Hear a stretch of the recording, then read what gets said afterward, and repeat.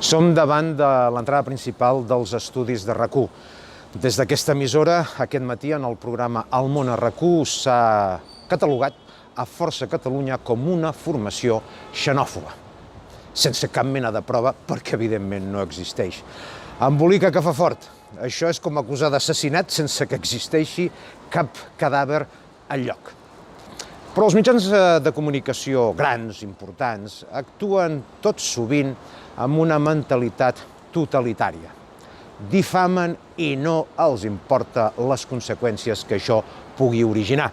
I així, titllant a Força Catalunya de xenòfoba, també estan titllant de xenòfobs aquell jubilat, aquell mestre d'escola, aquell autònom, aquell petit empresari que forma part de Força Catalunya i l'únic que desitja és la independència de Catalunya.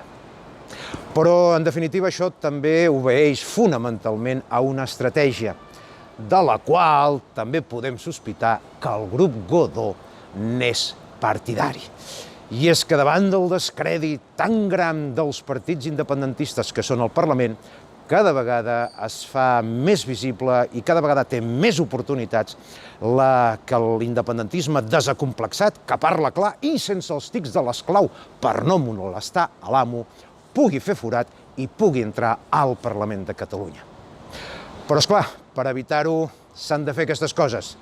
Titllar de xenòfobs els independentistes que el que aspiren és a la llibertat de la seva pàtria, sempre des dels valors de la concòrdia, el respecte i els drets humans, com ha fet sempre l'independentisme català.